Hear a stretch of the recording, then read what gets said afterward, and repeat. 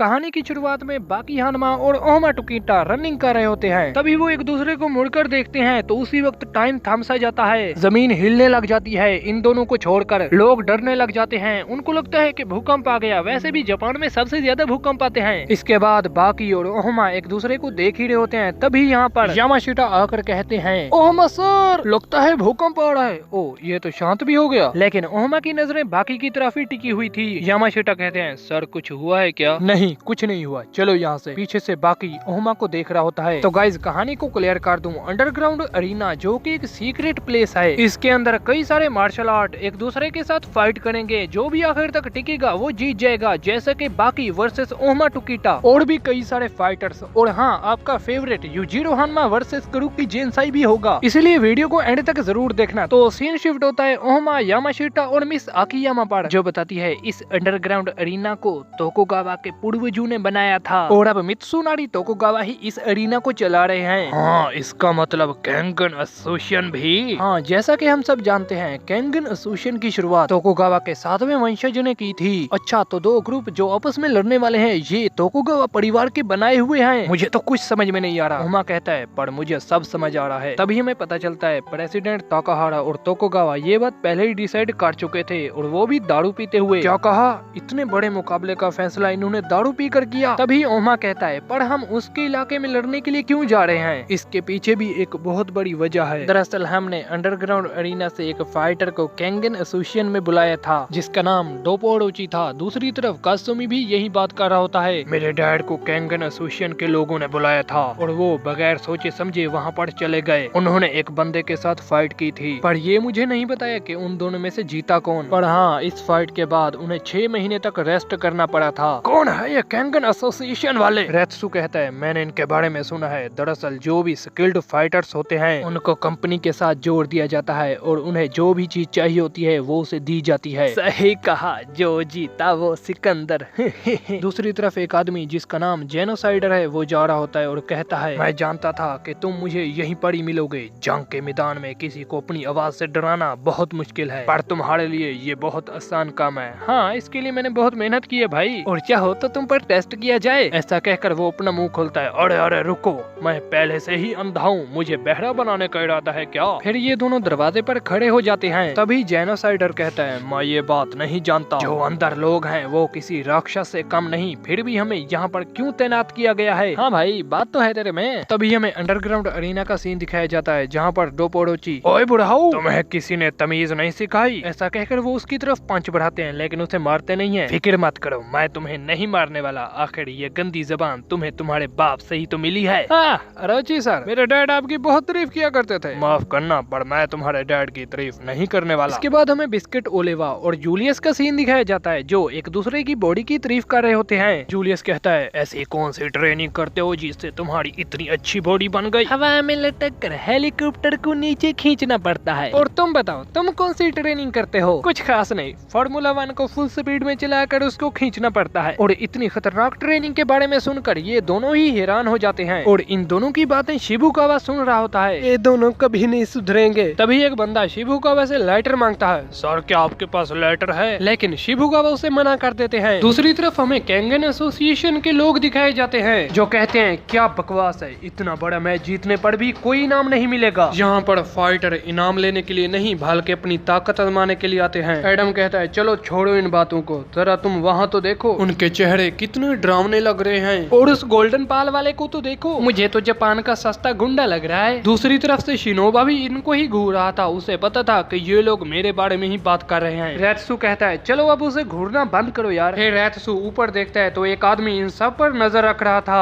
और अगले ही सीन में हमें डॉक्टर हानाफुसा का सीन दिखाया जाता है, जो ये कहता है, अब बहुत मजा आने वाला है। अंडरग्राउंड अरीना में फाइट करने वाले फाइटर जब यहाँ पर इलाज करवाने के लिए आएंगे तो मैं उनका फ्री में पोस्टमार्टम करके यहीं पर मार दूंगा। वहाँ ना मरे तो यहीं पर ही मर जाएंगे। अफसोस, मेरे होते हुए तुम्हारी ये ख्वाहिश कभी पूरी नहीं होगी, क्योंकि यहाँ पर डॉक्टर कुरेहा आ जाते हैं। मुझे मेरे काम में टांग अड़ाने वाले बिल्कुल पसंद नहीं है। डॉक्टर कुरेहा कहते हैं, सोचा नहीं था कि तुम अब भी जिंदा होगे। ऐसा कहकर ये एक दूसरे के आमने सामने आ जाते हैं। लड़की को लगता है कि ये दोनों फाइट ना करने लग जाएं, इसीलिए वो इन दोनों को समझाने लग जाती है, सर रुक जाएं प्लीज, शांत हो जाएं यार। और तभी पहली फाइट स्टार्ट हो जाती है। प्रेसिडेंट ताकाहारा और तोकुगावा इस फाइट की नियम नियम बताते हैं। यहाँ पर किसी भी वेपन का इस्तेमाल नहीं किया जाएगा और जो फाइटर आखिर तक लड़ेगा वो जीत जाएगा। बहुत आसान नियम है और हमें इस मुकाबले से बहुत उम्मीदें हैं। हो सके तो कुछ ऐसी फाइट्स दिखाएं ताकि हम अपनी जिंदगी के बचे हुए साल इसको याद करके गुजारें। तभी काकू कहते हैं, प्रेसिडेंट ताकाहारा अब ये कहाँ पहुँच गया है। रेत्सु कहता है, मास्टर काकू क्या आप इसको जानते हैं? हाँ, कई साल पहले ही मिला था। तभी हमें यामाशिटा और मिस आकियामा का सीन दिखाया जाता है जो पूछती है, ओमा कहाँ गया? यामाशिटा बताते हैं कि वो तो ट्रेनिंग कर रहा है। दूसरी तरफ ओमा को भी ये पता चल चुका था कि मुझे पता चल गया है कि मेरा फाइटर कौन है। वहीं दूसरी तरफ बाकी भी ट्रेनिंग कर रहा होता है। सब लोग एक्साइटेड हो जाते हैं क्योंकि मैच स्टार्ट होने वाला था। और अब हमारा पहला फाइटर आता है सोपेंग। आ जाओ, मेरा खून खोल रहा है। और हमारा दूसरा फाइटर है कारू हानायामा।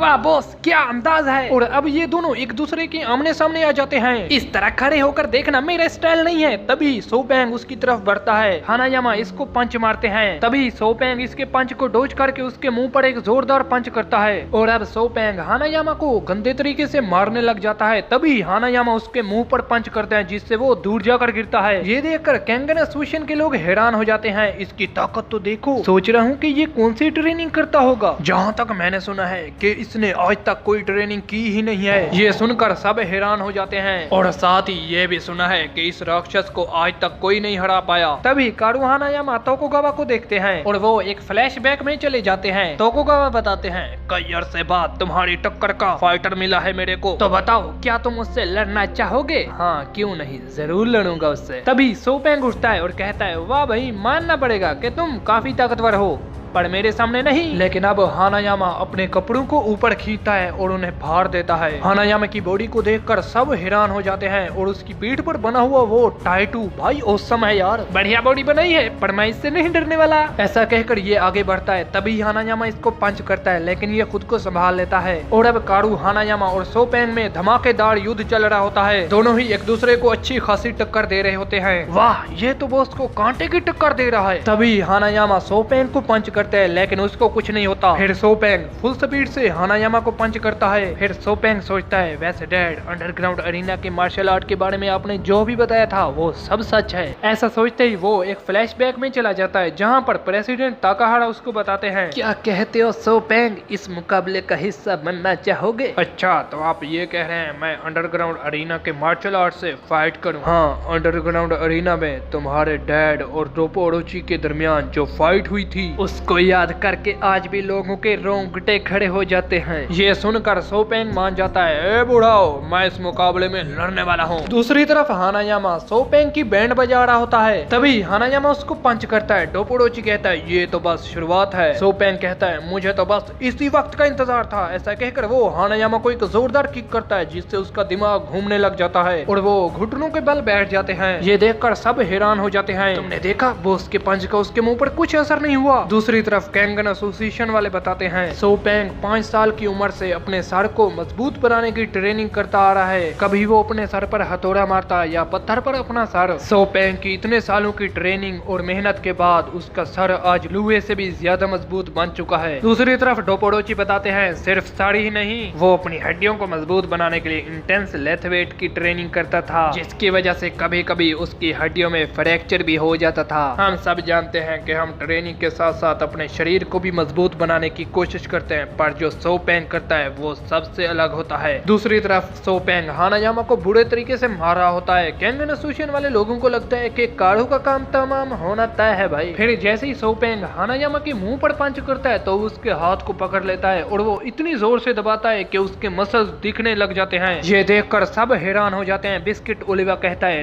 ताकत ही असली टेक्निक है, बहुत मजा आ रहा है मेरे को तो। और अब सोपेंग अपने मसल्स को देख रहा होता है। तभी हानायामा पीछे हट के उसको एक जोरदार पंच करता है जिससे वो दूर जाकर गिरता है। सबको लगता है कि खेल खत्म हो चुका है लेकिन तभी सोपेंग उठकर हानायामा के पास आता है। हानायामा कहता है, आप भी लड़ना चाहते हो? ऐसी हालत में ये लड़ पाएगा? तभी हानायामा उसको एक और पंच मारते हैं लेकिन सोपेंग अपना सर आगे कर देता है। तभी हानायामा का ध्यान उसकी उंगलियों पर जाता है जो कि मुड़ चुकी थी। सब लोग हैरान हो जाते हैं, किसी का सर इतना मजबूत कैसे हो सकता है कि सामने वाले की उंगलियां ही मुड़ जाएं।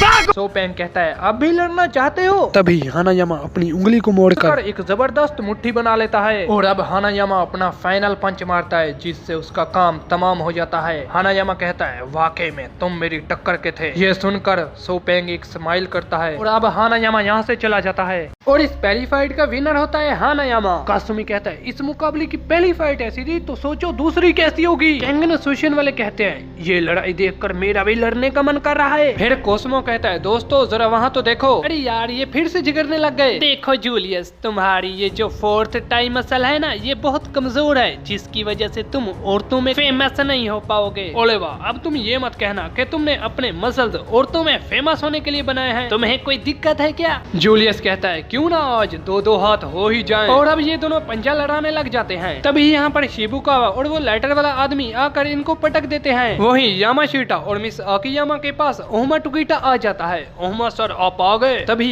ओहमा का ध्यान बाकी की तरफ जाता है जो उसको ही देख रहा होता है और अब दूसरा मैच स्टार्ट हो जाता है और अब अंडरग्राउंड अरीना का पहला फाइटर आता है जैक हैमर। इसको देखकर यामाशीटा कहते हैं देखने में ही कितना भयानक लग रहा है। और अब कैंगन एसोसिएशन से दूसरा फाइटर आता है रायन कूड़े। दोनों ही आमने सामने आ गए यही तो हम चाहते थे और इस फाइट को देखने के लिए सब लोग एक्साइटेड हो जाते हैं। मुकाबला शुरू किया जाए। दोनों ही एक दूसरे की तरफ बढ़ के एक दूसरे के मुंह पर पंच करते हैं। तभी रायन अपनी स्पीड बढ़ा देता है और वो जैक हैमर पर भारी पड़ रहा होता है। तभी रायन जैक को पंच करता है जिससे वो दूर जाकर गिरता है। रायन उसके पास आता है और कहता है इतनी जल्दी थक गए? मैंने तो तुम्हारा नाम सुना था कि तुम बाकी इंसानों से अलग हो। ऐसा कहकर वो एक फ्लैशबैक में चला जाता है जहाँ पर प्रेसिडेंट ताकाहारा उसको बताते हैं मेरे ख्याल में वो अकेला ऐसा शख्स है जो तुम्हें हरा सकता है क्योंकि उसने अपनी ताकत बढ़ाने के लिए कई सारी सर्जिकल ऑपरेशन और न जाने बहुत सी दवाइयों का सहारा लिया है। वो एक फाइटिंग मशीन है।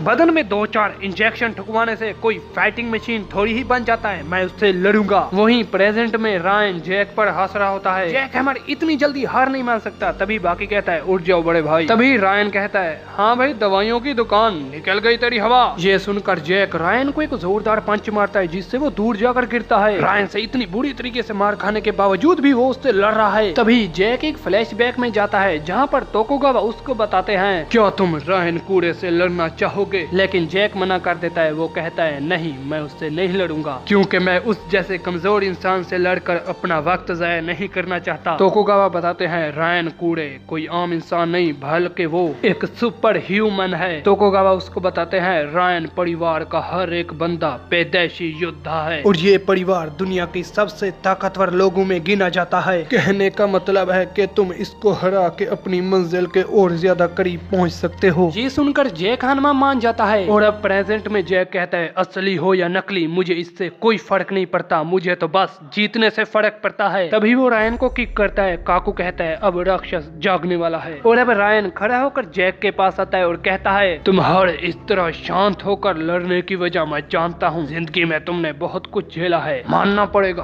ताकत बढ़ाने के लिए तुमने अपना सब कुछ दांव पर लगा दिया पर इसका कोई फायदा नहीं। ओहमा कहता है अब वो अपना असली रूप दिखाएगा। रायन की बॉडी से एक लाल किस्म का ओरा निकलने लग जाता है और वो कहता है तुम्हारे जैसे साइको और नकली बॉडी वाले को कुचलने में बहुत मजा आएगा। सब लोग ये देखकर बहुत ज्यादा हैरान हो रहे थे। तभी काकू कहता है सुनो इस टेक्निक को रिमूवल कहते हैं जिसमें आप अपने दिमाग की बनाई हुई सीमा को तोड़ देते हैं और जिस्म में मौजूद अंदरूनी ताकत का इस्तेमाल कर सकते हैं। ताज्जुब है आज के दौर में इसका इस्तेमाल कोई इंसान कर सकता है। तोकुगावा कहते हैं वाह ताकाहारा कोयले की खदान से हीरा ढूंढ कर लाए हो। रायन अपनी फुल पावर का इस्तेमाल कर रहा होता है। जैक हानमा कहता है आखिरी मौका है अपनी फुल पावर का इस्तेमाल करना। ऐसा कहकर वो कुछ पिल्स को निगल लेता है। रायन उसके मुंह पर पंच करता है जिससे वो दूर जाकर गिरता है। उसकी स्पीड इतनी ज्यादा थी कि वो 1 सेकंड में जैक के पास पहुंचकर उसको गर्दन से उठा लेता है। फिर वो उसको जमीन पर पटक देता है और अब रायन उसको गंदे तरीके से मार रहा होता है। हाँ भाई खेल खत्म, इतनी जल्दी भी क्या है। जैक खड़ा होता है। तभी उन पिल्स की वजह से जैक को उल्टी आने लगती है। भाई उल्टी आ गई, उल्टी गलत मत समझना यार। पर और अब जैक का जिस्म सिकुड़ने लग जाता है, वो वैसा हो जाता है जैसा पहले था। बाकी कहता है ये लड़ाई दो जनूनी लोगों के बीच में है, इसका मतलब जब तक कोई मर नहीं जाता ये लड़ाई नहीं रुकने वाली। कासुमी कहता है ये तो लड़ते लड़ते हंस रहे हैं। काकू कहता है किन दो पागलों को लड़वा दिया। जैक और रायन में धमाकेदार युद्ध चल रहा होता है, तभी रायन जैक को किक करता है, लेकिन जैक उसको बड़ी ही आसानी से पकड़ लेता है और अब रायन जैक के कंधे का मांस काट लेता है। अरे पिकल का नशा तो नहीं चढ़ गया इस पर? शायद उल्टी आने की वजह से बेचारे को भूख लग गई। अब ये जीतने के लिए नहीं लड़ रहे, ये दोनों तो एक दूसरे की जान के पीछे पड़ गए हैं। हाँ ऐसा ही है।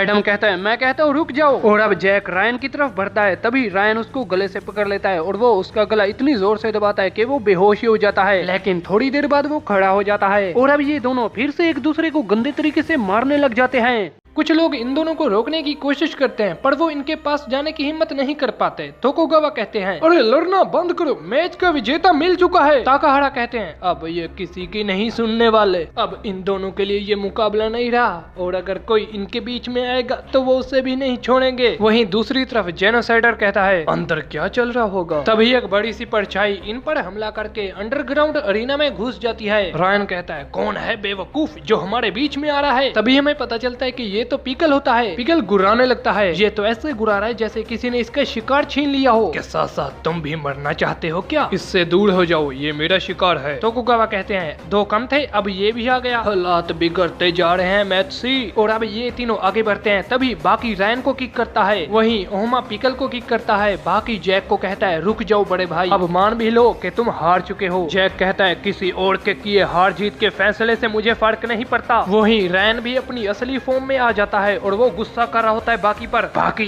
मैं तुम्हारी जान ले लूंगा। हाँ ठीक है, जब लड़ने का दिल करे तो आ जाना। पिकल भी ओहमा की बात समझ जाता है। वहीं अब सीन शिफ्ट होता है कोस्मो और एडम पर। एडम कहता है तुमने उस आदमी के नाखून देखे कितने बड़े बड़े थे, पता नहीं कि वो कौन सी ट्रेनिंग करता होगा। भाई ये पिकल की बात कर रहा होता है। कोस्मो कहता है पता नहीं ये हानाजामा की तरह कोई ट्रेनिंग करता ही ना हो। तभी एडम को कुछ याद आता है और वो कोस्मो को कहता है कि मैं तुम्हें अरीना में मिलता हूँ। एडम भाग रहा होता है, तभी उसके सामने शिनोबा आ जाता है। ओ तो तुम्हें अंदर जाना है, चुपचाप प्लीज बोल और अंदर चला जा। ओ जापान के सस्ते गुंडे, तेरे तो पसीने छूट रहे हैं, तेरे को अंदर जाना है तो जा, मैं किसी को बताऊंगा भी नहीं। जाना तो दोनों को अंदर है पर रास्ते से कोई नहीं हट रहा। और अब सीन शिफ्ट होता है अरीना में, जहाँ पर कोस्मो एडम का इंतजार कर रहा होता है। दूसरी तरफ यामाशीटा और मिस आकियामा ओहमा का इंतजार कर रहे होते हैं। कुछ ही मिनटों में इनका मैच स्टार्ट होने वाला है पर ये तो सो रहे हैं। ओहमा सर ऐसे ही हैं। दूसरी तरफ बाकी ओहमा की शैडो के साथ प्रैक्टिस कर रहा होता है। काश कि हम भी एग्जाम के पेपर के साथ प्रैक्टिस कर पाते हैं। वेल अब मैच स्टार्ट होता है, सब लोग एक्साइटेड हो जाते हैं क्योंकि ये दोनों मेन कैरेक्टर हैं भाई। पहला फाइटर होता है बाकी हानमा और दूसरा ओहमा टुकीटा, दोनों ही एक दूसरे के आमने सामने आ जाते हैं। बाकी कहता है पहली नजर में ही मैं जानता था कि ये दिन जरूर आएगा और कहीं ना कहीं मेरे दिल में तुम्हारे साथ लड़ने की चाह भी हो रही थी। ओहमा कहता है मैं भी बिल्कुल यही सोच रहा था। और अब मैच स्टार्ट होता है तो मुकाबला शुरू किया जाए। दोनों ही एक दूसरे को परखने लग जाते हैं। ओहमा कहता है ये तो कुछ नहीं करने वाला, शुरुआत मुझे ही करनी होगी। उसी वक्त ओहमा नीचे गिर जाता है। बाकी के इस मूव को देखकर सब लोग हैरान हो जाते हैं। तभी कोस्मो कहता है 0.5 सेकंड, पता नहीं था कि मेरे अलावा भी कोई और टाइम जोन का इस्तेमाल कर सकता है। अगर ऐसा है तो ये लड़ाई तुम्हारे लिए मुश्किल होने वाली है ओहमा टुकीटा। वेल अब ओहमा खड़ा होता है, उसके खड़ा होते ही बाकी उस पर अटैक कर देता है। ओहमा सर खुद को संभालिए, पर बाकी ओहमा पर जैसे अटैक करता है तो उसको ही दर्द होने लगता है। कोस्मो बताता है ये फॉर्म निको स्टाइल का एडमिंटन फॉर्म है, इसमें आप अपने जिस्म के किसी भी मसल को टाइट कर सकते हैं जिससे उस पर किया जाने वाला अटैक बेअसर हो जाएगा। ओहमा बाकी को देखकर कहता है ये लड़का कोई आम लड़का नहीं। ऐसा सोचते ही वो एक फ्लैशबैक में चला जाता है जहाँ पर मिस अकियामा उसे बताती है कि लड़ाई आज इस लड़के के साथ है जिसका नाम है बाकी हानमा और ये बचपन से ही कुंफू मार्शल आर्ट की ट्रेनिंग लेता आ रहा है और आज तक इसने जो भी लड़ाइयाँ लड़ी वो सभी जीती भी हैं। यामाशीटा कहते हैं जहाँ तक मैंने सुना है कि वो इस अंडरग्राउंड अरीना का चैंपियन भी रह चुका है। ये सुनकर ओहमा कहता है अच्छा तो ठीक है, अब तुम लोग जाओ और मुझे सोने दो, बिल्कुल मेरी तरह। ये सुनकर इन दोनों का रिएक्शन कुछ ऐसा होता है। वेल प्रेजेंट में ओहमा और बाकी के दरमियान फाइट चल रही होती है। तभी बाकी ओहमा के कंधे पर पंच करता है। ये अंदाज कमाल का है। ओहमा के अटैक को बाकी डोज कर लेता है। तभी बाकी ओहमा के पेट पर पंच करता है जिससे वो दूर जाकर गिरता है। उसने ओहमा को गिरा गिरा दिया। इंडेस्ट्रक्टिबल टेक्निक फेल हो गई। बाकी ने पंच करने के लिए जब हाथ उठाया तो उसने बॉडी का पूरा वेट अपने पंच में डाल दिया और ओहमा को एक स्ट्रेट पंच मारा, जिससे उसकी इंडेस्ट्रक्टिबल टेक्निक फेल हो गई। ओहमा खड़ा होकर कहता है, ऐसा लग रहा है कि किसी ने पेट में गोली मार दी। बाकी कहता है, तुम्हारे इंडेस्ट्रक्टिबल को मेरा स्ट्रेंच पंच ही तोड़ सकता है। और अब बाकी ओहमा की तरफ बढ़ता है, पर बाकी का बार पूरा होने से पहले ही ओहमा बाकी के अटैक की डिस्टेंस को खत्म कर देता है। वाह बच्चे, क्या बात है, माफ करना बाकी, पर अब मेरी बारी है। डिको स्टाइल एडमेंटन फॉर्म। ओहमा के इस अटैक से बाकी दूर जाकर गिरता है, पर वो फिर से खड़ा हो जाता है और अब ओहमा और बाकी के दरमियान घमासान युद्ध चल रहा होता है। ओहमा बाकी को पंच करता है, बाकी अपने सारी मसल्स को रिलैक्स कर देता है। फिर वो ओहमा पर वेब स्ट्राइक का अटैक करता है। ओहमा को बहुत ज्यादा दर्द होता है। बाकी के हाथों के निशान उसकी पीठ पर छप जाते हैं। सब लोग ये देखकर बहुत ज्यादा हैरान होते हैं। बाकी बार बार वेब स्ट्राइक का हमला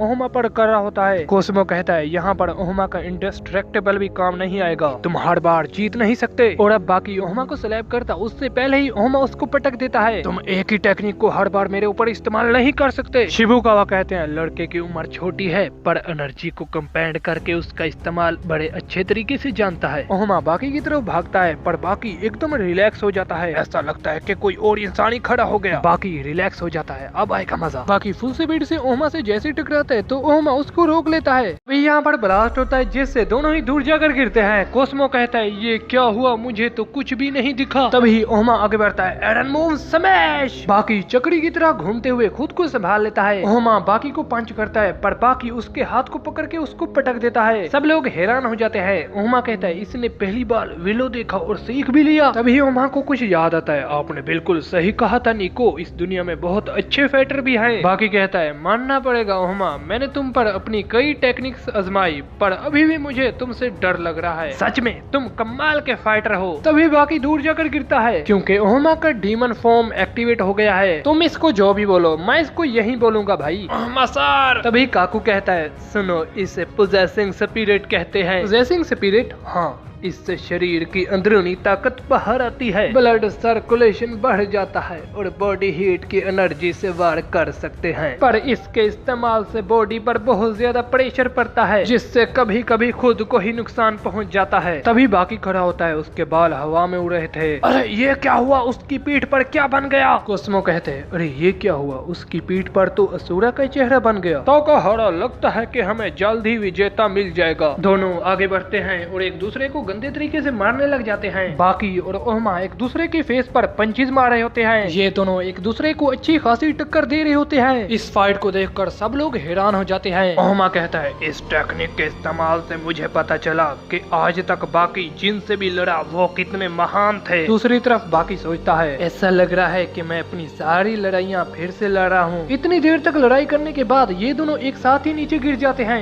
ओहमा का शैतानी रूप भी गायब हो जाता है। वहीं बाकी अब शांत हो जाता है। तभी बाकी के बाल हवा में उड़ जाते हैं। ये आखिर कैसा एहसास है? जेनोसाइडर कहता है, क्या हुआ अभी? वो आ रहा है, आ चुका है। तभी अंडरग्राउंड एरिना में युजिरो हनमा आ जाता है। युजिरो हनमा को देखकर सब हैरान हो जाते हैं। निको स्टाइल, अच्छा तो तुम ही वो सारी टेक्निक विरासत में मिली है, बहुत अच्छे, अब आओ लड़ो मेरे साथ। रुक जाइए डैड। क्या कहा? ये तुम्हारे डैड है? अभी तो लड़ने में मजा आ रहा था। मुझे भी मजे लेने हैं, इसीलिए तो आया हूँ। दफा हो जाओ। देखें, ये लड़ाई मेरे और बाकी के बीच में है, इसीलिए आप इसमें ना आए तो बेहतर है। तभी युजिरो हनमा का ध्यान स्मोक पर जाता है। ओह, तो तुम भी यहाँ हो? क्योंकि धुएं से करूकी जेंसाई निकलता है। करूकी कहता है, ओह तो तुम ही हो जिसकी वजह से ये पूरा माहौल बिगड़ा हुआ है। कुरोकी, डेवलॉस के बारे में जो अफवाहें फैली हैं उनके बारे में मैंने भी सुना है। काकू कहता है, किसे पता था जिन दो लोगों की ताकत की मिसाल हर जगह दी जाती है वो एक दूसरे के आमने सामने होंगे। क्रूकी कहता है, यकीनन मुझे अपनी ताकत आजमाने के लिए तुमसे अच्छा ओपोनेंट और कहीं नहीं मिलेगा। और अब ये दोनों लड़ते उससे पहले ही बाकी और ओहमा इन पर अटैक कर देते हैं। हम दोनों के बीच आने की हिम्मत कैसे की? लेकिन वो इन दोनों के अटैक को बड़ी ही आसानी से रोक लेते हैं। क्रूकी पर हाथ उठाने के लायक नहीं हुए तुम, हनुमा के सामने तुम्हारी कोई औकात नहीं। और अब ये दोनों पीछे हट जाते हैं। अब ये चारों कुछ करते उससे पहले तोकुगावा कहते हैं, कोई नहीं लड़ेगा, रुक जाओ। अरीना में तुम लोग सही वक्त पर ना आकर गलत वक्त पर आ गए हो। वैसे भी मैं तुम दोनों के बीच में जल्द ही मुकाबला रखने वाला था। ताकाहारा कहते हैं, आज हमने 3 मुकाबले रखे थे जिसमें तुम दोनों ने आकर सारा मजा खराब कर दिया। ये सुनकर ये दोनों यहाँ से चले जाते हैं। क्रूकी कहता है, तोकुगावा कह रहे हैं इसलिए जा रहा हूँ। वहीं युजिरो, लड़ने का मूड नहीं है इसलिए जा रहा हूँ। तभी बाकी कहता है, माफ करना ओहमा, मेरे डैड हमारे बीच में आ गए। ओहमा कहता है, चलो चलो छोड़ो, फिर से स्टार्ट करते हैं। खैर छोड़ो, तुम्हारा हाल भी मेरे जैसा ही होगा, क्योंकि अगर सच बताऊं तो मैं और नहीं लड़ सकता, क्योंकि ओहमा ने जब यूजिरो की तरफ अपना पंच बढ़ाया था तो यूजिरो ने ओहमा को पंच मारा जिससे उसके सारे पुर्जे हिल गए। वहीं बाकी ने जब कुरुकी की तरफ अपना हाथ बढ़ाया तो कुरुकी ने भी ऐसा ही किया था। दोनों ही लड़ने के मूड में नहीं थे, इसलिए तोकुगावा और प्रेसिडेंट ताकाहारा इस मैच को ड्रॉ कर देते हैं। वेल एंडिंग सीन में बाकी ओहमा की शैडो के साथ प्रैक्टिस कर रहा होता है, वहीं ओहमा ध्यान लगा रहा होता है। तभी ये दोनों एक दूसरे के आमने सामने आ जाते हैं। और अगर तुम्हें ये वीडियो पसंद आई हो तो लाइक करना और चैनल को सब्सक्राइब करना। बहुत मेहनत लगी है यार इसे बनाने में।